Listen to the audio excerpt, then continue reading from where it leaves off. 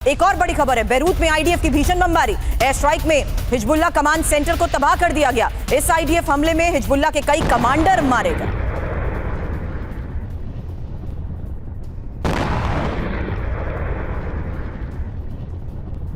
अब लेबनान की राजधानी बेरूत में कोहराम, जहां आईडीएफ की स्ट्राइक में 3 लोगों की मौत हो गई और आईडीएफ हमले में कई इमारत तहस नहस हो गई। आईडीएफ ने सेंटकॉम को हमले की जानकारी दी। हालांकि बेरूत में आईडीएफ के हमलों का एक और वीडियो भी सामने आ चुका है। बेरूत के दहिये इलाके में यह इमारत तबाह हुई है और गाइडेड बॉम्ब से हिजबुल्लाह का ठिकाना ध्वस्त। अभी भी हिजबुल्लाह नहीं माना तो सर्वनाश तय है।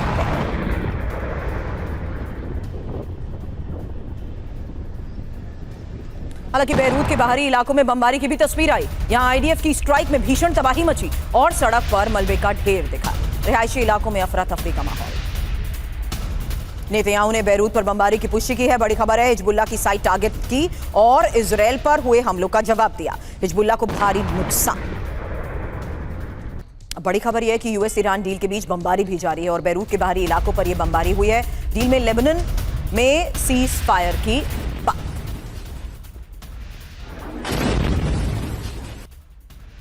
तो ट्रंप की शर्तें क्या नेतन्याहू मानेंगे? ये एक बड़ा सवाल इसलिए क्योंकि डील की शर्तों से नेतन्याहू नाराज हैं और प्रॉक्सी फंडिंग जारी रहने पर भी नाराजगी। वहीं लेबनान में सीज फायर की शर्त पर भ्रम। हिजबुल्लाह से बदला चाहते हैं नेतन्याहू और न्यूक्लियर डील कमजोर होने से भी खतरा। हालांकि मिसाइल प्रोग्राम भी इजराइल के लिए घातक, जहां इजराइल को डील से दूर रखने से मतभेद। और इजराइल पर डोनाल्ड ट्रंप ने कहा है कि नेतन्याहू में जरा भी समझदारी नहीं है, लेबनान में कार्रवाई रोकनी ही होगी। लेकिन ईरान से संधि के बाद अब डोनाल्ड ट्रंप की चेतावनी को लेकर भी खबर है। एटमी डील नाकाम तो हमले तय। न्यूक्लियर पर 60 दिन की डेडलाइन और एटमी वेपन बनाने की इजाजत नहीं। न्यूयॉर्क टाइम्स के हवाले से फिलहाल इस बड़ी खबर पर क्या दावा किया जा रहा है, यही अगली इंफॉर्मेशन।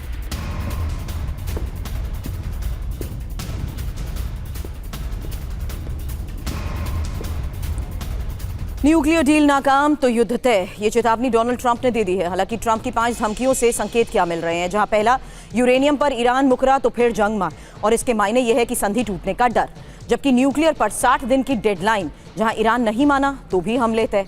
न्यूक्लियर वेपन बनाने की इजाजत नहीं, जहां यूरेनियम की शर्त अनिवार्य, और एटमी डील को अंतिम रूप देना होगा। जबकि सहमति नहीं बनी तो सर्वनाश। जबकि न्यूक्लियर पर ठोस डील होगी, समाधान नहीं निकला तो तबाही तय है। मनीष, हर फ्रंट से डोनाल्ड ट्रंप का रुख साफ है कि वो ईरान से डील चाहते हैं। क्या ये वाकई पॉसिबल है कि इजराइल बिना अमेरिका की रजामंदी के इस स्तर पर ऑपरेशन चलाए? बैक चैनल ये कोई और स्ट्रैटेजी तो नहीं है कि लेबनान वाले फ्रंट पर हमले जारी रखें तब तक हम सिचुएशन को ईरान वाले फ्रंट पर कंट्रोल कर सकें?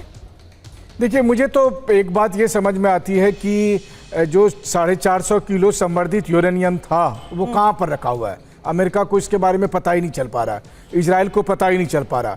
हाँ। ईरान के नए सुप्रीम लीडर मुस्तफा खमनेई कहाँ पर हैं, किसी को कोई पता नहीं चल पा रहा है। क्यों? क्योंकि आईआरजीसी ने अपने आप को बहुत अलर्ट रखा है, हाई अलर्ट पर है वो।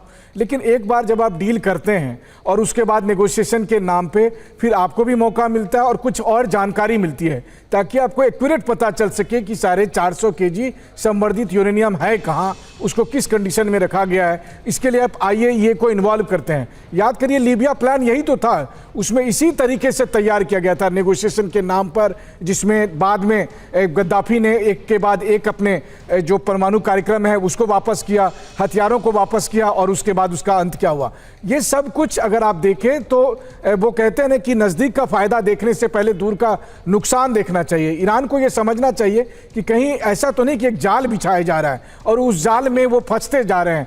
वैसे ईरान चाहता है कि ये युद्ध टलता आ जाए, वो युद्ध को टालना चाहते हैं, लेकिन उसकी कीमत कितनी अधिक आगे होगी ये देखने वाली बात होगी। नहीं, एक और सबसे बड़ा फैक्ट है जिसे रूल आउट नहीं किया जा सकता मनीष, कि यहाँ पर डोनाल्ड ट्रंप एक सेफ एग्जिट चाहते थे, उन्हें नहीं मिला।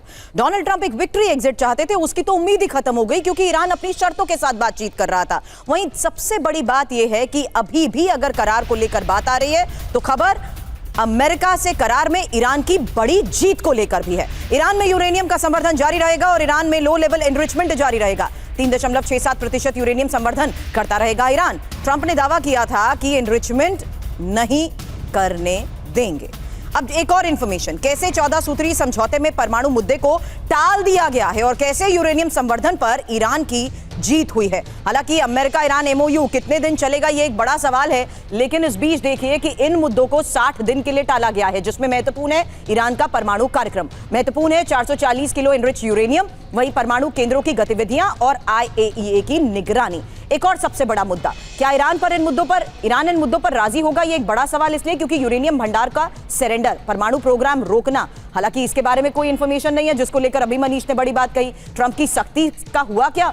ईरान के परमाणु कार्यक्रम पर ही युद्ध शुरू हुआ था और ट्रंप ने बार बार यह कहा कि ईरान के पास परमाणु बॉम्ब, सीज फायर में ट्रंप ने कहा परमाणु बॉम्ब नहीं बनाने देंगे और ट्रंप ने कई बार कहा यूरेनियम सरेंडर ईरान को करना ही होगा। हालांकि अगर ईरान यूरेनियम सरेंडर ना करने पर अड़ा तो समझौता भी